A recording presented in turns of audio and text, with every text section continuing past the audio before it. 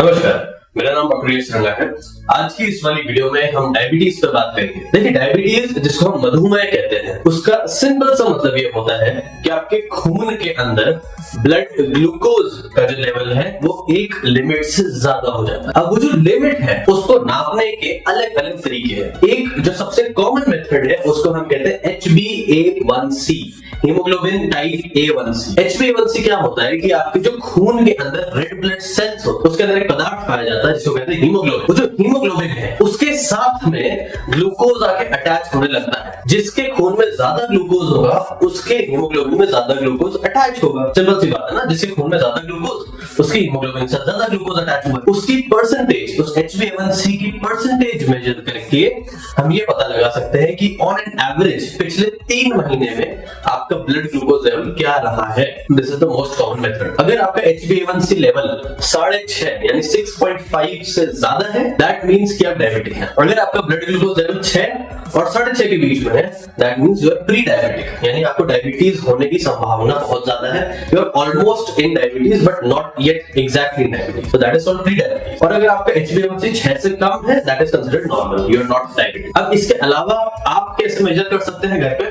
तो देखिए, अगर आपके पास घर पे ब्लड शुगर नापने की मशीन हो, जिससे आप प्रिक करते हैं और मशीन के अंदर आपकी स्ट्रिप लगती है, अगर आपके पास वो मशीन हो तो आप अपना रैंडम ब्लड ग्लूकोज चेक करें। रैंडम ब्लड ग्लूकोज मतलब कोई फास्टिंग चेक करने की जरूरत नहीं, आपने खाना खाया उसके 1-2 घंटे बाद आपने चेक कर लिया, that is called the random blood glucose. अगर रैंडम ब्लड ग्लूकोज आपका 200 से ऊपर आ रहा है regularly, that means you are into diabetes. अगर आपकी फास्टिंग ब्लड ग्लूकोज लेवल्स 100 से ऊपर आ रही है तो भी that means you are diabetic. Fasting का मतलब होता है पिछले 8 से 12 घंटे में आपने कुछ भी नहीं खाया, सिर्फ पानी पिया। अब देखिए, हम बात करते हैं कि इस डायबिटीज से कारण क्या क्या है। तो देखिए, जो सबसे इंपॉर्टेंट कारण है डायबिटीज का, और माइंडेड में यहाँ पे डायबिटीज टाइप 2 की बात करो, जो मोस्ट कॉमनली लोगों में पाई जाती है, मैं उसकी बात कर रहा हूं, टाइप 2 डायबिटीज मेलाइटिस की। Most common reason is lifestyle, it is not genetics.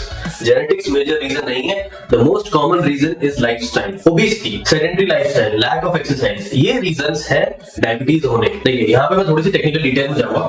जब भी हम एक्सरसाइज करते हैं या फिर हमारा जो बॉडी का फिटनेस लेवल है वो अच्छा होता है, ओबीस नहीं होता, तो हमारी बॉडी इंसुलिन नाम के एक हार्मोन को ज्यादा रिस्पॉन्ड करती है। अभी इंसुलिन क्या करता है? इंसुलिन जो होता है वो आपके ब्लड ग्लूकोज को उठा के आपके ब्लड सेल में और आपके मसल के सेल में पुश करता है। तो आपका जो ब्लड ग्लूकोज लेवल है वो ओवरऑल कम हो जाता है, क्योंकि सारा ग्लूकोज जो है वो सेल में पुश हो गया because of the effect of insulin. Whereas, अगर हमारी लाइफस्टाइल सेडेंटरी है या फिर हम ओबीस हैं, तो बिकॉज ऑफ दीज कंडीशंस जो ब्लड ग्लूकोज लेवल्स हैं वो कम नहीं हो पाते। क्यों?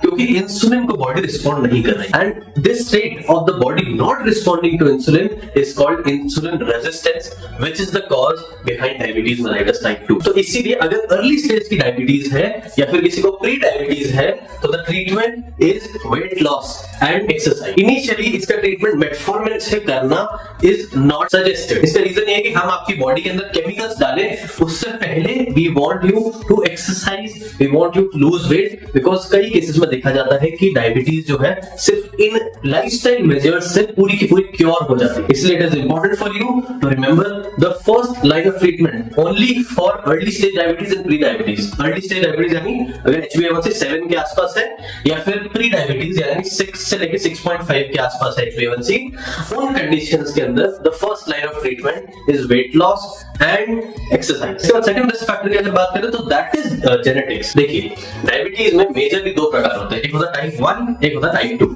टाइप 1 के अंदर क्या होता है? ये ऑटो इम्यून डिजीज होती है जो कि बच्चों में या फिर यंग एज के अंदर देखने को मिलती है। टाइप 2 जो है it is more of a lifestyle disease. Type 1 जो होती है उसमें जेनेटिक कंपोनेंट बहुत कम होता है। टाइप 2 में जेनेटिक कंपोनेंट ज्यादा होता है। मैं ये नहीं कह रहा हूं मेजर फैक्टर है, but as compare to type 1, type 2 में जेनेटिक फैक्टर ज्यादा होता है। यानी कि अगर किसी के माता पिता को, दादाजी को, नाना जी को, नानी जी को डायबिटीज रही है, तो the chances of you having diabetes is higher. But does it guarantee कि आपको डायबिटीज होगी? तो the answer is no, because it is more dependent on lifestyle rather than genetics. अब हम बात करते हैं इसके ट्रीटमेंट के बारे में। तो देखिए, अर्ली स्टेज डायबिटीज या प्री डायबिटिक स्टेज के अंदर the treatment is wait loss and exercise. इसके बाद अगर 7 से ज्यादा है HbA1c, then we shift to medications। ये कोई ट्रीटमेंट एडवाइस नहीं है। ये जो मैं आपको बताने जा रहा हूँ, this is just for information purposes, ताकि आपको जो ट्रीटमेंट मिल रहा है आप ये जान सकें कि वो सही है या गलत। अगर 7 से ज्यादा है HbA1c, so we start the patients on metformin first। metformin पे स्टार्ट किया जाता है। metformin से अगर कंट्रोल नहीं आता HbA1c, then move on to other drugs. For example, हमारे पास में ग्लिप्टिन्स है, DPP-4 इनहिबिटर, सीटाग्लिप्टिन, विटाग्लिप्टिन, सब पे मूव कर जाते हैं। उसको कंबाइन करते हैं हम ग्लिप्टिन्स को विद मेटफॉर्मिन, ताकि हम डुअल थेरेपी दे सके पेशेंट को। तो the patient will be taking metformin along with the gliptins. एक और जो ड्रग है जो कि पहले बहुत कॉमन था, इतना कॉमन नहीं है, वो आ जाते हैं हमारे ग्लिपिजाइड्स, ग्लाइब्यूराइड्स। इनमें रिस्क होती है हाइपोग्लाइसीमिया की, यानी कि ब्लड शुगर लेवल को नॉर्मल से कम कर देने की, इसलिए हम इनको यूज नहीं करते, या करते भी हैं तो कम करते हैं आजकल। इसके बाद एक नया क्लास ऑफ ड्रग और आया है which is called the GLP-1 analogues.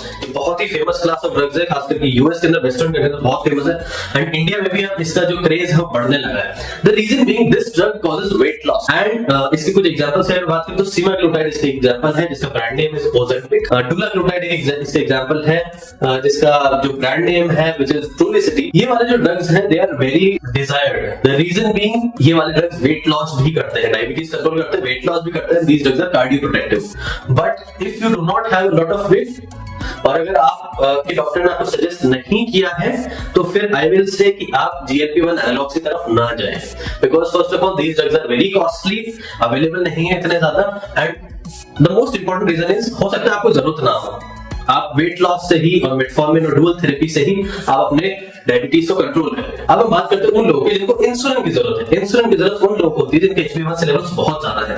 For example किसी का HbA1c लेवल 10, 11, 12, 13 है, तो फिर उस केस में हम कंसीडर करते हैं कि इंसुलिन पे इस पेशेंट को स्टार्ट करना चाहिए, because the maximum lowering in HbA1c is provided by insulin. तो इंसुलिन में हम मेजरली दो प्रकार के इंसुलिन यूज करते हैं एक साथ। सबसे पहला प्रकार जो होता है वो होता है long acting insulin. Long acting insulin का मतलब ये होता है कि वो जो इंसुलिन है वो आप दिन में एक बार लगाएंगे और 24 घंटे तक उसका असर रहेगा। इसका एग्जांपल होता है लैंटस, जिसके अंदर सॉल्ट होता है ग्लार्जिन। इसके अलावा हम इसके साथ एक और तरह का इंसुलिन देते हैं, उसको कहते हैं रैपिड एक्टिंग इंसुलिन। इसका एग्जांपल हो जाएगा एस्पार्ट, जो एक्ट रैपिड के नाम से भी आता है। अब इसके बाद हम बात करते हैं डायबिटीज के लक्षण के बारे में, द सिम्टम्स ऑफ डायबिटीज। देखिए, डायबिटीज मोस्ट केसेस के अंदर एसिम्प्टोमेटिक होती है, but there are certain signs and symptoms जो कि आप नोट कर सकते हैं खुद से। सबसे इंपॉर्टेंट साइन होता है बार-बार पेशाब करना। बार-बार पेशाब आना is the most important sign. Second, because of multiple urinations आपको बहुत ज्यादा प्यास लगेगी। सो बार-बार पेशाब आना, बार-बार प्यास लगना बहुत ज्यादा is a sign of diabetes.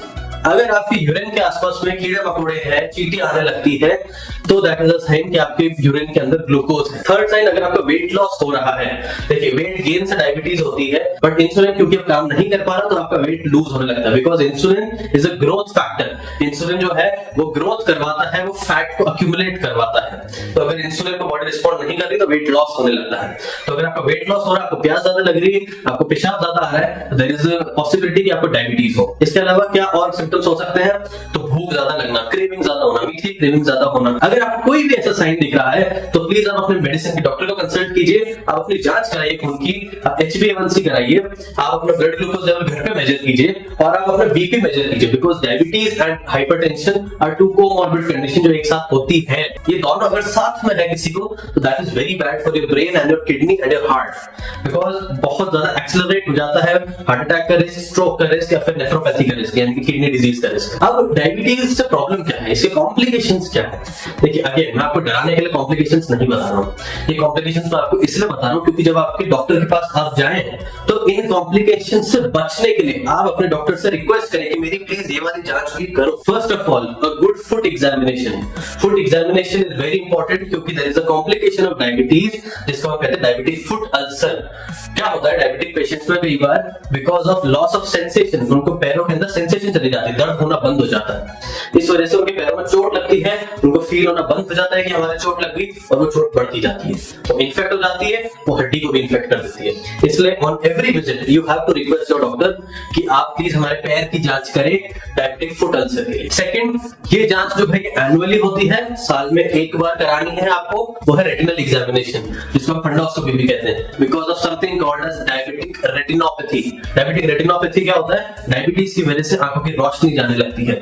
इसकी भी जांच आपको साल में मिनिमम एक बार करानी ही है अगर आप डायबिटिक हैं तो। Third, albumin creatinine ratio. देखिए एल्ब्यूमिन क्रिएटिनिन रेशियो क्या होता है, ये पेशाब की एक जांच होती है जो टेस्ट करता है कि आपके यूरिन में कहीं प्रोटीन तो नहीं आ रहा। अगर आपके यूरिन में माइक्रो क्वांटिटीज ऑफ प्रोटीन आने लगता है तो दैट इज अ साइन कि शायद आपकी किडनी डैमेज हो रही है बिकॉज ऑफ द डायबिटीज। सो उसको अर्ली स्टेज पे रोकने के लिए ये जांच कराना बहुत जरूरी है एवरी ईयर। इसके अलावा हर 3 से 6 महीने में आप अपनी HbA1c की जांच कराते रहे ताकि ये पता लगता रहे कि आपका जो ब्लड ग्लूकोज लेवल है वो कंट्रोल में है या नहीं और ट्रीटमेंट काम कर रहा है या नहीं। एक जांच और है जो कि एटलीस्ट 1 से लेकर 5 साल में मिनिमम एक बार करानी है, यानी within a span of 5 years to get it at least once. तो हर 5 साल में 1, 2, 3, 4 बार जितनी बार चाहे करा सकते हैं, मिनिमम एक बार तो कराएं हर 5 साल में। उसको कहते हैं हम लिपिड लेवल्स। तो देखिए लिपिड प्रोफाइल या लिपिड लेवल्स की जो जांच होती है वो यूजुअली फास्टिंग स्टेट के अंदर होती है। इससे आपको पता चलता है कि आपकी बॉडी में ट्राइग्लिसराइड, LDL, VLDL, HDL की क्वांटिटीज कैसी है, टोटल कोलेस्ट्रॉल आपकी बॉडी में कितना है। ये इंपॉर्टेंट इसलिए है क्योंकि it is a very good predictor of heart disease. अगर हार्ट डिजीज होने वाली है तो उसका प्रेडिक्शन हमको LDL लेवल से मिल जाता है। And the biggest risk factor for heart disease और हार्ट अटैक इज डायबिटीज। तो आई होप आपको वीडियो से इंफॉर्मेशन मिली होगी। आप इस वीडियो को लाइक कर दीजिए, इस चैनल को सब्सक्राइब कर दीजिए और इस वीडियो को शेयर कीजिए। Thank you.